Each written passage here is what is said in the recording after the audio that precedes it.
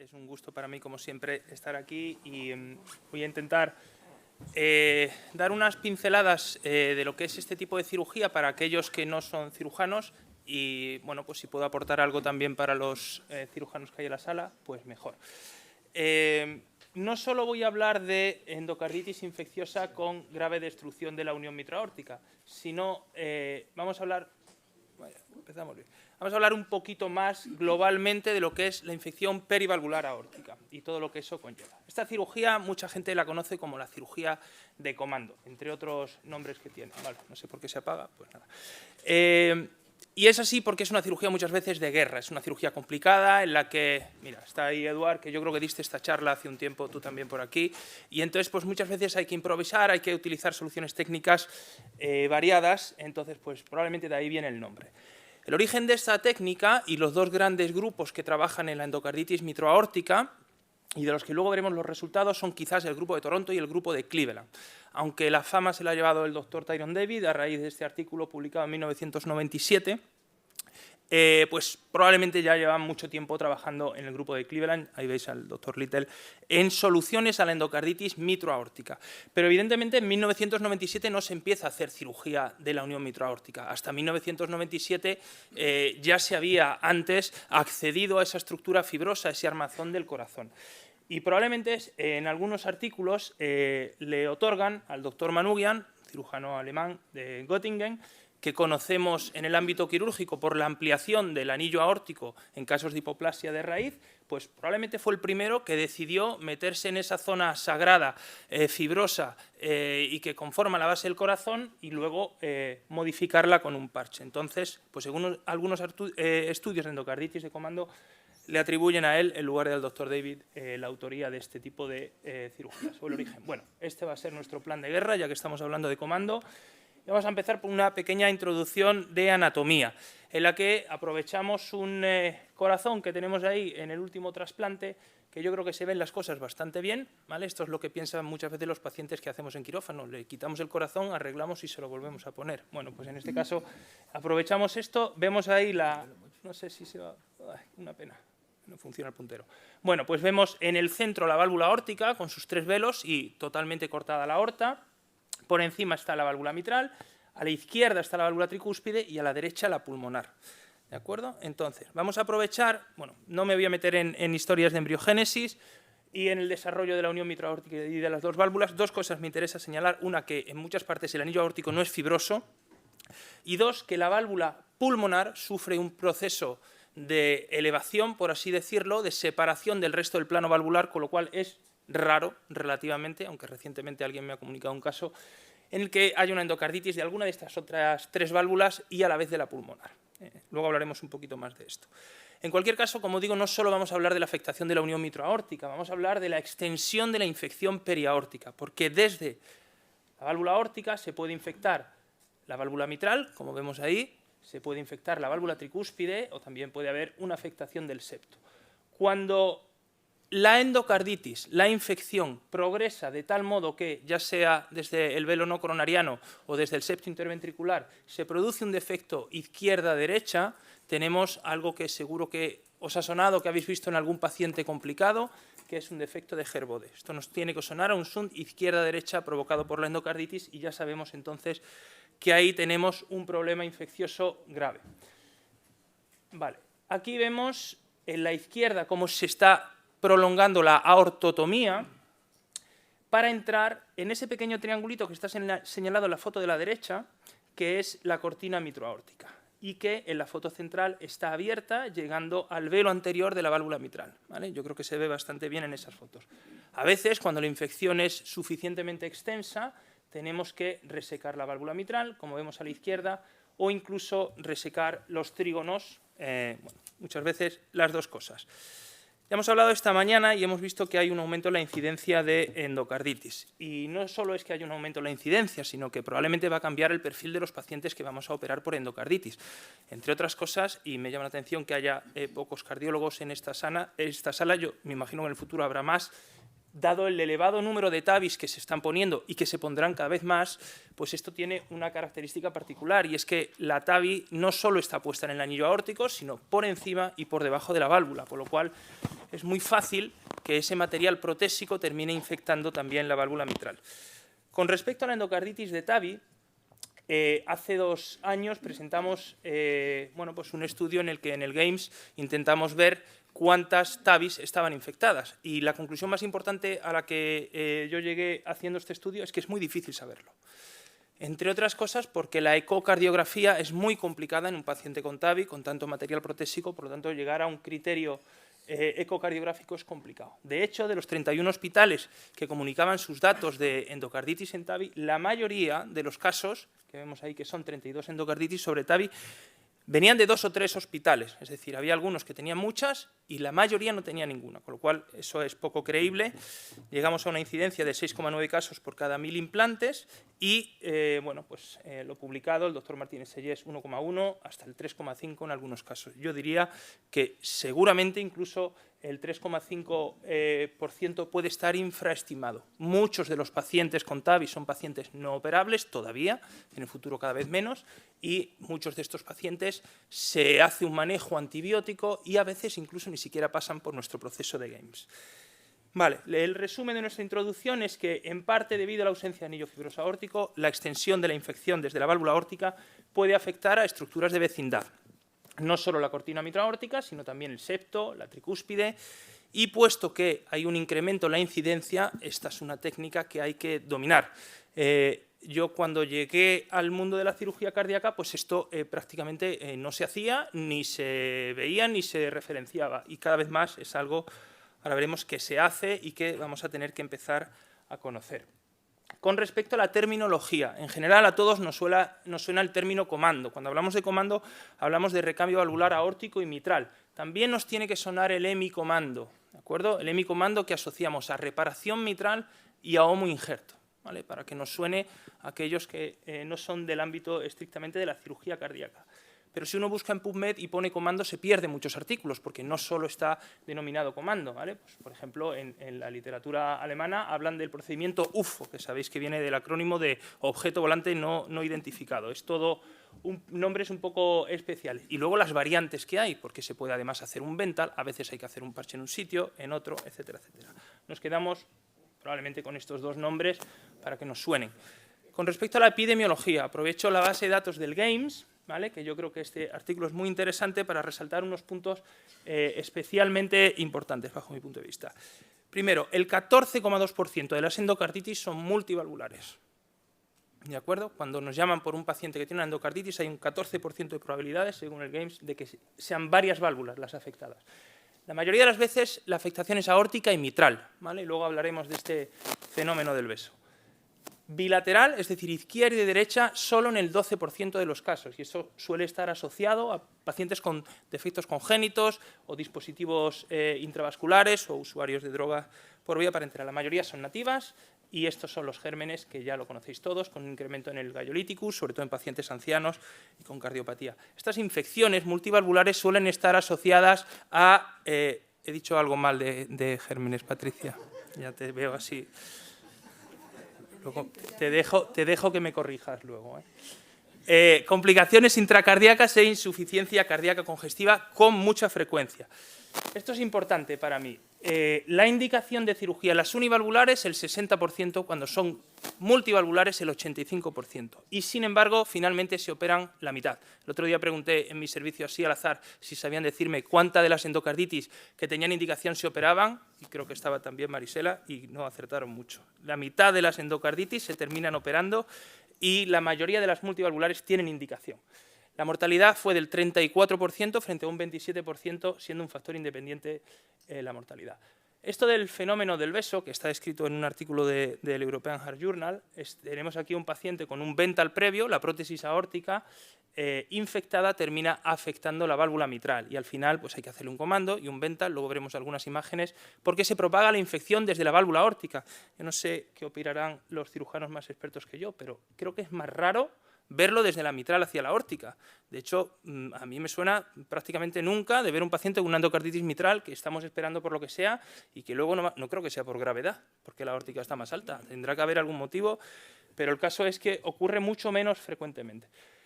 Con respecto a la cirugía, sin entrar en detalles, son cirugías con largos tiempos de isquemia y largos tiempos de circulación extracorpórea, en las que es fundamental una buena planificación. Ahí veis un dibujo en el que yo creo que es importante involucrar a la gente que va a participar en el caso. Hay veces que, como vemos en ese dibujo, pues hay que resecar la cava superior para acceder al techo de la aurícula izquierda, hay que utilizar dobles parches, etcétera, etcétera. La base de la cirugía es, para un absceso en esa zona, resecar todo esto, dejar este gran orificio, quitar todo el tejido infectado y luego arreglarlo en la manera en la que sea precisa. Voy a poner, tengo aquí una chuleta para no poner el vídeo entero, unos vídeos que me ha cedido un gran cirujano muy amablemente. Entonces empezamos con este paciente que tiene una endocarditis aórtica y mitral. ¿Vale? Vamos a dejar correr un poquito este vídeo hasta que veamos que además de la endocarditis aórtica, y aquí se está resecando la válvula, nos encontramos a veces con una sorpresa, que es el origen del nombre que se le da a este tipo de cirugía, y es que, por ejemplo, en este caso, no sé si lo llegáis a ver, hay un absceso que vemos arriba a la izquierda, debajo de la válvula, eso es, que es un absceso en el septo interventricular. Entonces, vamos a avanzar un poquito más para no teneros... Vale. Ahora lo que se hace es abrir el techo de la aurícula izquierda, ¿de acuerdo? Aquí no ha hecho falta cortar la cava superior, se abre el techo de la aurícula izquierda, ya se ha completado la ortotomía casi, y aquí se va a apreciar perfectamente la presencia de una verruga endocardítica en el velo mitral anterior, ¿de acuerdo?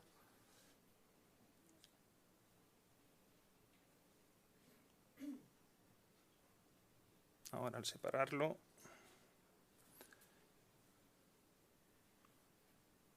¿Veis ahí la verruga, verdad? Vale. Entonces, lo siguiente que hay que hacer, este es un procedimiento en el que primero se reseca todo lo infectado. Ay, no llego a ver bien. Y a continuación se arregla. Entonces, pues hay que resecar toda esa zona infectada. Obviamente, la válvula mitral hay que sustituirla, puesto que ese velo anterior no se puede preservar. Por lo tanto, es un paciente que no sería candidato a un hemicomando. Y hay que resecar el velo anterior con su aparato subvalvular. ¿De acuerdo? Bueno, damos un poquito para adelante. A continuación, lo que se hace es arreglar, apenas veo aquí, arreglar el defecto del tabique, el absceso, con un parche de pericardio, ¿de acuerdo? Que ahí vemos cómo se empieza a coser, y más adelante, está muy pequeñito aquí en el ordenador y apenas lo veo, y más adelante se cose la prótesis mitral en, por así decirlo, casi la totalidad de su circunferencia, salvo en la zona de la unión mitral-aórtica, que es donde nos queda por restaurar el defecto. Ese defecto se va a arreglar con un parche de pericardio. Hay gente que usa parches de Dacron, pero bueno, la mayoría yo creo que usamos parches de pericardio, que es un parche que tiene una función triple. Una es asegurar la sujeción de la prótesis mitral, otra es tapar el defecto de la aurícula izquierda, y otra es restaurar la continuidad de la aorta que hemos abierto por completo. ¿Vale? En ese orificio tan grande que tenemos ahí podríamos poner la prótesis mitral del número que quisiéramos, lo grande que quisiéramos, pero hay que tener en cuenta y hay que saber medir previamente para poner una prótesis de un tamaño adecuado que nos deje espacio para poner también una prótesis aórtica de un tamaño adecuado. Bueno, aquí veis cómo se termina de coser la prótesis y después se baja la tapa del parche de la aurícula izquierda y se sutura y luego se sutura la aorta. Vale, vamos al siguiente vídeo. En este paciente vemos una ecografía aquí en un eje largo donde vemos la válvula aórtica con todo el absceso que hay en la unión mitral-aórtica. Entonces, este paciente, en un principio, puede ser candidato, puesto que está conservada la mayoría de la válvula mitral, a un hemicomando. Entonces, el hemicomando, como hemos dicho, tenemos que recordar que va asociado a una reparación de la válvula mitral. Una vez más se reseca todo el tejido infectado, toda la unión mitral-aórtica, y en este caso se puede preservar el velo anterior mitral. Como vemos ahí. Ese es el velo anterior de la válvula mitral, ¿vale? Que se termina de limpiar. Y a continuación ahí se implantará un anillo. Vale, se quiere parar. Vamos un poquito más para adelante. Se implantará un anillo. Bueno, este paciente además tenía un defecto en P3 que hubo que arreglar, pero bueno, esos son los puntos del anillo que se implanta. Y se utiliza el homoinjerto para reforzar, ahí estamos, el velo anterior mitral, creando una nueva cortina mitroaórtica. Y a continuación, el homoinjerto nos servirá para reemplazar la totalidad de la raíz. Pero hay veces que no solo es, como digo, la mitral y la aórtica las que están afectadas. Hay veces que es también la tricúspide la que está afectada. Entonces, os lo pongo aquí para que veáis ese plano del que hemos hablado previamente, en el que están las tres válvulas, y cómo en este caso vemos ahí la válvula aórtica infectada. Puesto que la tricúspide estaba infectada, hay que acceder también a la aurícula derecha. Entonces, el paciente tiene abierta la aurícula derecha. Y ahora vamos a ver en un momento dado ahí la verruga tricúspide. Eso es. Una verruga que condicionaba también una comunicación, como hemos dicho, con el ventrículo izquierdo, como veis, y la verruga mitral. Por lo tanto, este paciente necesita no solo un comando, sino restaurar toda esa continuidad. Estos vídeos están muy bien y son pacientes que no están operados, se ve todo estupendamente. Hay veces que es un poquito más sanguinolento y más cirugía de guerra. Este es el paciente del que hemos visto la ecografía previamente del ventral infectado, que podéis ver, es que no puedo señalar, los botones coronarios con el tubo de Dacron alrededor, ¿vale? Y vemos a la izquierda cómo se está preparando el parche, ¿vale? Pues aquí igual hay que resecar toda la continuidad mitroaórtica, dejando un gran espacio que a continuación rellenaremos con la prótesis mitral previamente medida, ¿vale? Vamos a un medidor de lo que estimamos por superficie corporal del paciente, que tiene que ser la prótesis mitral, y el parche para cubrir el defecto de la aurícula izquierda. Bueno, resultados. Endocarditis multivalvular, como decimos, incidencia publicada del 12 al 30%, para algunos peor pronóstico, para otros no tanto. Entonces, vamos a empezar desde el principio con los resultados. Si revisamos los datos de la Sociedad Española de Cirugía Cardiovascular en su registro, en el año 2019, por ejemplo, en cirugía valvular múltiple, no endocarditis, en general, paciente con cirugía valvular múltiple, mortalidad del 10%, y eso se desglosa en cuando se sustituyen dos válvulas, 13% de mortalidad, cuando se sustituye una y se repara otra, 7%, ¿vale? Partimos de esto en pacientes sin endocarditis. Y ahora vamos a revisar, por un lado, la serie de Toronto, la serie de Cleveland, un metaanálisis y luego daremos una pincelada de nuestros resultados. Hay un artículo más reciente que luego pondré, pero me interesa este por un par de motivos. Este artículo está publicado en el 2009, son 90 pacientes, de los cuales el 50% tienen absceso en la raíz aórtica, ¿vale? Es cirugía de dos válvulas por endocarditis, pero con abscesos solo la mitad. Y curiosamente, de la mitad se reconstruye la unión mitroaórtica en la mitad. 16% de mortalidad, ¿vale? Hemos hablado de doble sustitución, 10% en nuestro pool global, 16% aquí. Pacientes que con éxitos muchas veces por insuficiencia cardíaca y porque son cirugías muy largas, con complicaciones tipo Gerbode, fístulas, muchas recurrencias, etcétera, etcétera. Cuando se hacía una reconstrucción de la unión mitroaórtica, la mortalidad era del 20% y no salía significativamente diferente, es verdad que eran pocos pacientes. Vamos al grupo de la Cleveland. Este estudio es interesante porque por primera vez diferencia entre hemicomando y comando. Y vemos en la curva de la derecha que parece haber una supervivencia mejor en el hemicomando que en el comando, ¿vale? Ahora hablaremos un poquito más de esto. Ya son 138 pacientes y, curiosamente, aquí solo el 11% tiene absceso. La edad es el principal factor de mortalidad. Y una vez más, la mortalidad cuando se realiza resección de la fibrosa es de un 21,7% y no hay diferencia significativa a cuando el paciente no tiene absceso. En cuanto a mortalidad precoz, este metaanálisis yo creo que nos da una cifra que más o menos podemos tener en mente con respecto a lo publicado, que es un 16% de mortalidad. Pero si vemos el rango de 3 a 28% hay una gran diferencia, probablemente porque los pacientes basalmente son muy distintos en unas series y otras. Factores de riesgo de mortalidad, no está por aquí Laura, creo, esta mañana para incidir, sexo femenino. Edad de más de 60 años, urgencia, Staph aureus y pacientes, lógicamente, con disfunción ventricular previa. Pero es que además de tener una mortalidad importante, también hay una tasa de complicaciones muy importante. 8% de ACV, aquí sí que hay bastante homogeneidad entre estudios, relacionados con tiempos de circulación extracorpórea larga, y 25% de media, y hay algunos estudios incluso con un 40% de marcapasos, como es lógico, puesto que toda la estructura de conducción pasa por la raíz del corazón.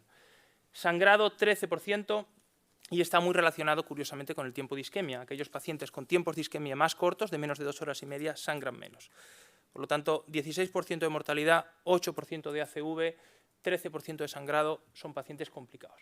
En cuanto a la supervivencia, no ya la mortalidad intrahospitalaria, pongo como referencia este artículo de endocarditis de Benthal, en el que estos 73 pacientes tienen una mortalidad intrahospitalaria del 15% y sobreviven a los 5 años el 70%. ¿Vale? Nos vamos a fijar en los 5 años, no vamos a ir mucho más allá. ¿Cuál es la supervivencia a los 5 años de la reconstrucción de la unión mitral-aórtica? Este era el artículo del que hablábamos al principio, de 2009 de Toronto. Hay un 68,5% en global de supervivencia, pero si nos centramos en las protésicas, un 53%. Es decir, la mitad de los pacientes que se operan de una endocarditis protésica en esta serie han fallecido a los 5 años. Este es el artículo más reciente, que es del 2022. La mortalidad ha bajado ligeramente, está en un 13%, y como vemos ahí, la supervivencia a 5 años más o menos está en el 65-70%. Aquí no habla nada de reinfecciones, ¿vale? Entonces, una vez más, la Cleveland, como hemos dicho, diferencia entre hemicomando y comando. A 5 años, 65% de supervivencia en el hemicomando y 40% en el comando. Pero cuidado porque, como decimos, no tenemos que mezclar pacientes que son muy diferentes entre sí muchas veces. Al paciente del que hemos visto el vídeo del comando no se le podía ofrecer un hemicomando y, evidentemente, es un paciente que seguramente estaba en peor situación. En cuanto a la recidiva, si el comando aparentemente tiene peor resultado con respecto a mortalidad precoz, obviamente con respecto a recidiva, los pacientes a los cuales se les hace una cirugía en principio más radical, aparentemente tienen menos recidivas, menos reinfecciones y, sin embargo, no hay muchas diferencias entre el uso o no uso de homoinjerto. Este es el resumen de los resultados para que nos llevemos algunos mensajes. Los resultados dependen de la severidad de la infección, por lo tanto es difícil comparar series.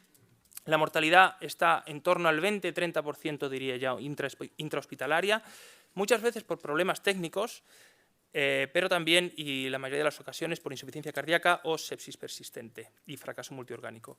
Los tiempos de circulación extracorpórea son prolongados y, con respecto a la supervivencia a 5 años, la podemos cifrar para tener una idea así que recordar en un 50-60%, una libertad de reinfección de más del 60% a los 10 años. Con respecto a los homoinjertos, como digo, no queda claro, a pesar de que algún compañero cirujano, y a los cirujanos nos gusta ser muy asertivos, escribe aquí en la Revista Española de Cardiología, es verdad que esto es hace tiempo, que el homoinjerto no supone una solución al problema de la endocarditis, salvo que se acompañe de una reconstrucción fibrosa, que evidentemente el hemicomando tiene una reconstrucción fibrosa. Entonces, bueno, a partir de aquí, digo, vamos a analizar los datos de nuestro hospital. Y hice, pues como hacemos todos cuando queremos ver, preguntamos al verbo y llamo a Iván y le digo, oye Iván, ¿qué tenemos de tal? Y Iván me dice, no tenemos variables de eso. Digo, vale, pues adiós. Entonces, en 5 años he cogido todas las endocarditis que hemos operado, porque es que, insisto, es muy difícil. ¿Qué variables si ponemos? Que es una cosa que quiero proponer, de aumentar una variable en la base de datos GAMES, ¿qué ponemos? Y cómo, bueno, pues eso es una cosa difícil. Entonces, digo, pues vamos a cogerlas todas y dividí entre aquellos que se operaron de una válvula, de 2 mitroaórtica, de la raíz aórtica, de la continuidad y otros casos, que la mayoría de las veces eran congénitos. Es una cosa muy simple la que he hecho, ¿eh? No os esperéis grandes cosas. Bueno, ¿cuántos endocarditis hemos operado? Bueno, pues 133 en estos 5 años, destacando, obviamente, el año de la pandemia, que había que decir la palabra, con solo 13 casos. Una vez más, las mujeres se operan menos. Patricia. Y con respecto a la mortalidad, un 17,3% de mortalidad, ¿vale? Hemos dicho que nos quedamos entre un 20 y un 30% en general. Si nos pregunta un paciente, un familiar, ¿qué probabilidades tiene de morirse este paciente con una endocarditis mitraórtica que hay que hacer una reconstrucción? Pues del 20 al 30%, más o menos, y no estaremos mintiendo mucho. ¿Qué porcentaje de casos tenían afectación mitraórtica? Bueno, pues 2 válvulas, mitral y aórtica, un 24% de los casos. Afectación de la continuidad, un 8,3%. Obviamente, habrá pacientes con afectación mitral y aórtica que hubieran sido susceptibles de hacer un comando y que no se hizo. Eso es así. ¿Vale? Un 8,3% de los casos de endocarditis que hemos operado hicimos un comando, por simplificarlo. ¿Y en los últimos años hemos hecho más, hemos hecho menos? Bueno, pues esta es la casuística según los años. En 2020 ninguno, que no se operó casi de nada, pero más o menos cada 2 o 3 meses, yo diría que este año ya llevamos 4, pues es una técnica que si hace unos años no se hacía, yo creo que cada vez se hace más y cada vez se hará más. Y con respecto a la mortalidad, ni siquiera he buscado datos estadísticos porque creo que son tan pocos pacientes que no vale la pena. Y no me voy a poner a hacer cosas no paramétricas, que no entiendo ni yo. Entonces, mortalidad de 2 válvulas, 25%, mortalidad en continuidad, 27%. No hay gran diferencia. ¿De acuerdo? Todo esto dejando un mensaje subliminal de que quizás valga la pena hacer estas cirugías con un poquito más de frecuencia. Conclusión. Existe una elevada presencia de afectación mitroaórtica, sumando ambos pues, son más del 30%. Las diferentes técnicas que se deben emplear obligan probablemente no a que se operen en centros especializados, porque es muy difícil trasladar a estos pacientes que están en mal estado, pero posiblemente sí a que sean solo determinados cirujanos los que se terminen especializando en estas técnicas, ¿vale? Hay muchos pequeños trucos que son importantes para que el paciente no sangre, para que no haya fugas periprotésicas, etcétera, etcétera. Existe una elevada morbimortalidad, por lo que es importante no solo aspectos técnicos, sino todo ese equipo multidisciplinar, como hemos visto en los casos interactivos de antes, que corrija las plaquetas, el neurólogo, el infectólogo, etcétera, etcétera. Y no hemos hablado mucho en este congreso hasta ahora del tema TAVI, que es una cosa importante, que puede ser una solución, pero también puede ser un problema en el sentido de generar casos más complejos a nivel quirúrgico. Hay otras posibles soluciones a las endocarditis complicadas para determinados enfermos, por ejemplo, en la raíz aórtica.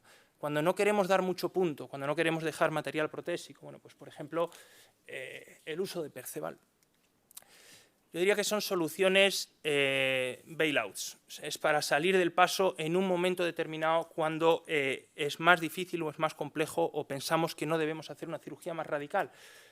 Porque el equilibrio entre ser agresivo y ser conservador, para mí, es lo principal en este tipo de cirugía.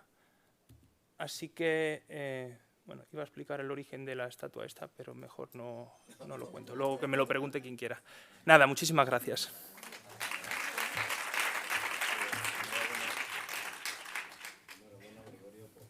Por la presentación y por ceñirte al tiempo. ¿Algún comentario, alguna pregunta en la sala? Juan Edward. Carlos. Bueno, pues yo te preguntaría, en el primer vídeo que hemos visto hay un cierre de un orificio, que supuestamente, lógicamente, sería un acceso, y yo me planteo como cirujano si hacemos bien cerrando esos orificios. Al fin y al cabo es un acceso que ha drenado, y nosotros lo que estamos haciendo es taparlo. Entonces, no sé qué pensáis. Bueno, a nivel microbiológico, en algo que tú no tienes la certeza. A nivel microbiológico, poner material protésico en algo que no tienes la certeza que esté estéril, de entrada, si tengo que responder si está bien o está mal, diría que está mal. Pero ¿qué ocurre? Que es un tejido debilitado en el que hemos metido la pinza, el bisturí, y yo, desde luego, sí que pongo el parche, porque no está libre el paciente de tener una CIV a posteriori, o tener un gerbode, o tener algún tipo de complicación. Entonces, aparte, es una superficie cruenta que si en un momento dado tiene una bacteriemia, pues podría reinfectarse. Entonces, aunque no sea lo ideal, pues al final es lo mismo que haces con el resto de las cosas. Quitas una infección y pones una prótesis, ¿no? Sí, lo que pasa es que, bueno, tendrás experiencia igual que hemos visto, supongo que todos los cirujanos que hay en la sala, que en algunos momentos tienes que hacer una reintervención precoz de estos pacientes y muchos de esos parches no están. Llegas allí y dices, coño, ¿dónde está el parche que coloqué aquí? Porque pero lo que no hacemos, está ni el parche, ni el hilo, ni nadie. Porque lo que hacemos es intention to treat. ¿Ah? Y a veces la intention... El estafilococo con unos dientes tremendos. Bien. Otra cuestión que algunas veces a mí me plantea dudas, y es el tema de, al hacer el comando, mecánica biológica. Yo, biológica.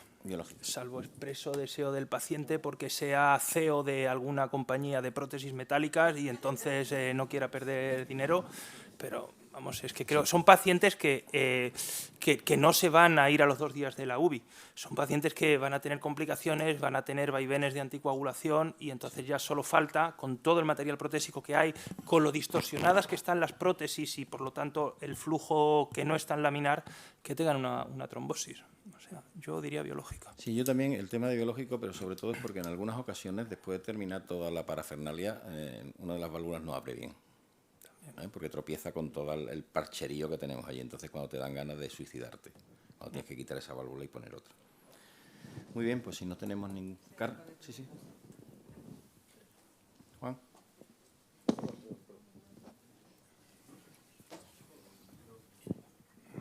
Respecto a la... Felicidades por la presentación y los vídeos, muy ilustrativos, siempre cuesta mucho hacerlo, o sea que la función didáctica la has conseguido. No, respecto a si cerrar o no cerrar los abscesos, no sé qué técnica utilizáis. Yo soy un believer, yo creo en los cirujanos cardíacos y lo que vemos son unas consecuencias. No sé cuántos comandos hemos tenido, no sé cuántas protésicas hemos tenido, pero no recidivan. Por tanto, lo que hacéis funciona bien y con los antibióticos, digamos, estos pacientes no recurren, que es lo más importante. O sea, probablemente lo que se hace es lo que debe hacerse. Sí, bueno, con respecto a los vídeos, hay que mirar al doctor Barquero, que muchos vídeos son suyos. Y con respecto a si hacemos lo que... yo creo que ese mensaje es importante y me gustaría que se quedase en la sala. ¿Por qué? Porque día sí, día también, en sesiones, a veces nos planteamos soluciones parciales. Y aprovecho que no hay mucho cardiólogo que me pueda atacar para decir, bueno, nosotros lo esterilizamos y le ponemos una TAVI. Y ya hacemos la endocarditis, la esterilizamos y luego... Y entonces hay veces que los tratamientos parciales o tal terminan siendo... hay que ver la reserva biológica que tenga el paciente, pero lo que está claro es que cuanto más agresivo eres a nivel quirúrgico, menos complicaciones a medio y largo plazo. Y es que son muchas, porque en las series al final hay mucho paciente con insuficiencia periprotésica en el seguimiento, con recidivas, etcétera, etcétera. Pero siempre cuidado con el paño verde. Cuidado con el paño verde. Muy bien. Ay, Carlos, perdón. Yo creo que ese es un aspecto muy importante, porque sí que es cierto que yo creo que no solamente aplica a la cirugía de la unión mitral-aórtica, sino en general a la cirugía compleja. Y de hecho, la discusión que había años atrás sobre los homoinjertos y las válvulas mecánicas o las que sean, sí que es cierto que hay un sesgo de inclusión porque los pacientes que reciben, por ejemplo, homoinjertos tienen un sesgo de inclusión negativo porque son los que tú ya no puedes hacer una técnica convencional. Pero pasada la mortalidad hospitalaria, el seguimiento a 15 años es prácticamente el mismo. Nosotros ya lo miramos hace unos años en Barcelona y tanto las prótesis biológicas como las mecánicas como los homoinjertos, a 15 años, un seguimiento mediano de cerca de 10, la supervivencia es la misma. Es decir, sobre todo lo dice José María Miró de la reinfección, que es un tema muy, muy importante. O sea que yo creo que eso lo que es el mensaje que tiene que quedar aquí en la sala para el que no esté familiarizado, porque es un mensaje más que relevante. Luego solamente dos apuntes históricos por la introducción que ha sido lógicamente más larga. El comando es más viejo que el ir a pie, porque el comando, aunque el comando dicen que es de la agresividad de los comandos de operaciones especiales, el comando viene de una intervención oncológica radical muy seria, que es la mandibulectomía extendida con disección radical del cuello, y eso se describió como comando en 1958. Y el UFO de Farhad Bakhtiari en Leipzig, eso es una mentira porque eso es una copia de la operación del doctor Danielson de la Clínica Mayo en 1974, que es la translocación de la raíz aórtica. Lo que pasa es que la gente, cuando se pone a mirar, como es mío, yo soy el más guapo y le pongo lo que quiero sin haber mirado la literatura. Y eso se arrastra al final de un artículo a otro. Yo puntualizar lo que ha dicho el doctor Miró, y que la verdad es que cuando operamos pacientes con endocarditis y aplica todas las endocarditis, yo creo que operamos, probablemente en el momento de la cirugía, quizá, no sé, en torno al 50% o más ya están con un campo esterilizado. Con lo cual ahí, pues, ser más o menos agresivo, bueno, desde el punto de vista microbiológico no tiene tanta importancia. Desde el punto de vista estructural sí, para conseguir, ¿no?, reparaciones que queden bien ancladas y que no haya fugas periprotésicas en el seguimiento, más que que se suelte por un fenómeno de recidiva endocardítica. Y luego el tema de la selección de las prótesis, importante, porque sí que es verdad que la tendencia en endocarditis, por la presentación de los pacientes, que normalmente es, ¿no?, compleja desde el punto de vista neurológico, incertidumbre neurológica, la tendencia es a poner bioprótesis para evitar fenómenos hemorrágicos cerebrales postoperatorios en aquellos pacientes que cuando llegan a quirófano la condición es buena, no hay evidencia de daño cerebral de imagen o clínico y son jóvenes y desean evitar reoperaciones y tal, ahí sí que las prótesis mecánicas tienen su papel. Aunque yo, igual que vosotros, soy poco believer de los sustitutos mecánicos en endocarditis, porque esos enfermos, ¿no?, pues que van a estar en el hospital tiempo, etcétera. Bueno, no es un no rotundo. Eso es, no, yo creo que no hay que ser Seleccionar. radical, hay que ser radical con la infección, pero no con esto, en el sentido de que, o sea, yo lo que vengo es que la distorsión de la unión mitral-aórtica hace que muchas veces las prótesis, el ángulo sea demasiado agudo, pero si estamos hablando de un paciente en el que no precisa una reconstrucción tan importante, es un paciente que está bien, que no llega séptico, que llega a leucocitosis y tal, pues probablemente te puedas permitir pensar a más largo plazo. Sí, pero eso tiene solución quirúrgica. O sea, los ángulos mitral-aórticos sí que complican la operación, desde lo que ha dicho el doctor Barquero, ¿no? Que desde el punto de vista de implante de prótesis mecánicas, alguna vez te encuentras o te puedes llegar a encontrar que una prótesis interfiere con la otra. Si usas prótesis mecánicas, tienes soluciones quirúrgicas y alternativas que se pueden aplicar. También es verdad que si los ángulos son cerrados y pones bioprótesis, los postes de las bioprótesis mitrales pueden interferir en el tracto del ventrículo izquierdo y producir obstrucción fija. Realmente, si dejas, que es lo que yo creo que hacemos la mayoría, si dejas un pequeño espacio de altura en la prótesis aórtica y con el diseño de las nuevas prótesis aórticas metálicas, es difícil que eso te ocurra, porque es que casi se abren en el anillo, y si dejas ese centímetro y pones la prótesis aórtica un poquito por encima, aprovechando ese parche, es difícil que te pase. Yo diría incluso que algo más de ese centímetro. Lo que pasa es que muchas veces cuando estás en la cirugía y estás terminando la prótesis aórtica es cuando a través de los discos estás viendo la mitral que dices, pero claro, es un corazón vacío, en cuanto se llena eso se va a estirar y se va a separar. Yo he con lo estado cual ahí, te va a dejar bastante más espacio. He estado ahí un par o tres de veces y la verdad es que sí, es en aquel momento que te entra, ¿no? Un poco de sudor frío y tal. El truco está en no sobredimensionar la prótesis mitral en estos casos. Correcto. Y luego, si has querido ampliar mucho, lo que se puede hacer es suturar un tubo de Dacron a nivel, creo que lo hizo el Gordon Danielson, como dijiste, ¿no? Y luego implantar la prótesis Más alta. aórtica dentro del tubo. Hacer la French technique. Hacer como un Más vental, arriba. pero dejar un centímetro por encima y las coronas. Yo quería hacer otro apunte y una recomendación, porque ya me ocurrió, sobre todo con prótesis mecánicas, algunas veces hemos sido amigos de los pegamentos, yo ya no lo soy nada, y cuando utilicé el pegamento para la sutura del techo de aurícula izquierda, se he hecho aquello, ningún problema, seguimos haciendo la prótesis aórtica, y mientras dábamos los puntos de la prótesis aórtica, pues se me ocurrió intentar mover el disco de la mitral, y no se movía. El pegamento había resbalado por los orificios de los puntos del pericardio, había resbalado por la prótesis mitral y había fijado el disco de la prótesis mitral. Cuidado con los pegamentos en este tipo de cirugía. Muy bien. Un comentario. Que enlaza un poco con He aprovechado para sacar la publicación. el ser pero ya conservador está. en Vamos a dejarlo ahí. Sí, no sé, Carlos seguro que sacará algún comentario en esto.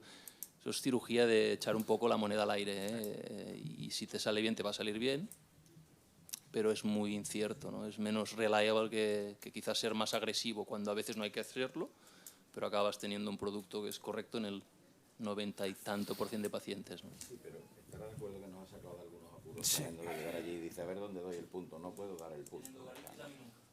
No puedo dar ni uno y poner la prótesis además fuera del level también, porque además no tienes puntos donde anclarla, o sea que es absolutamente a ciegas.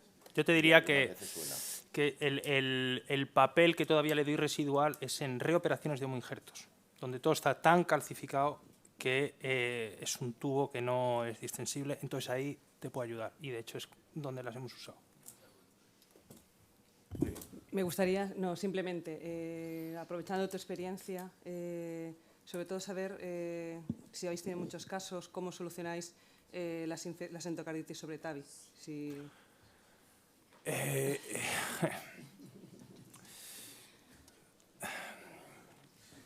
Vamos, no pretendía. Seguimos con las instrucciones de dispositivos. Bueno, es un tema muy importante. Es un tema muy importante porque creo que están infradiagnosticadas y, por lo tanto, infratratadas.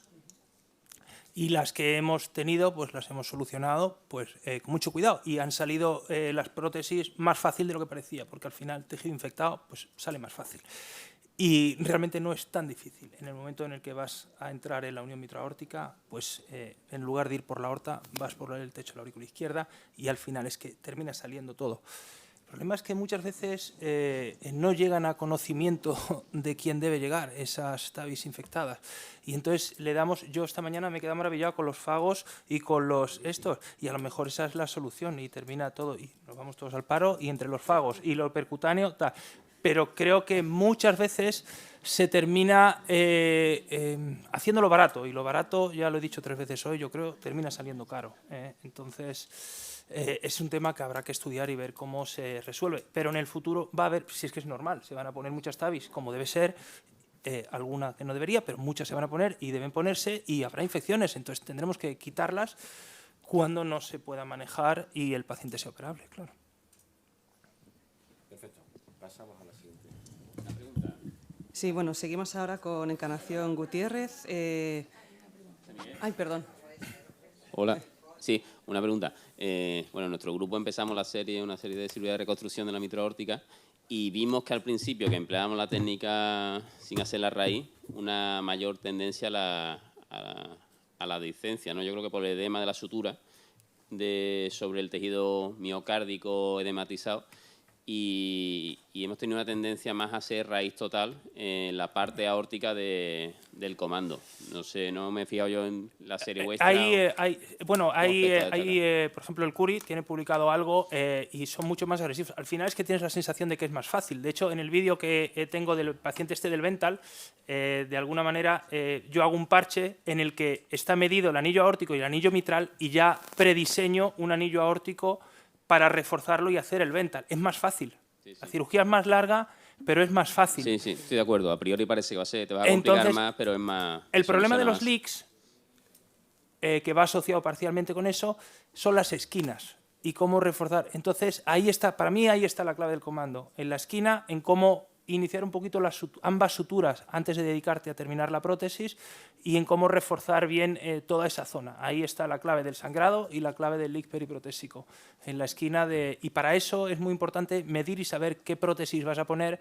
Hay gente incluso que diseña parches arqueados, yo creo que eso tampoco es necesario, pero saber el número de prótesis que vas a poner y reforzar bien las esquinas y avanzar un poquito en las suturas en ambos lados, porque luego con la prótesis puesta es mucho más complicado.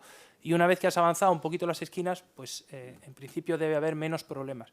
Y aparte, sí que te digo que yo tengo esa sensación que el Vental es más fácil. Sí, de acuerdo.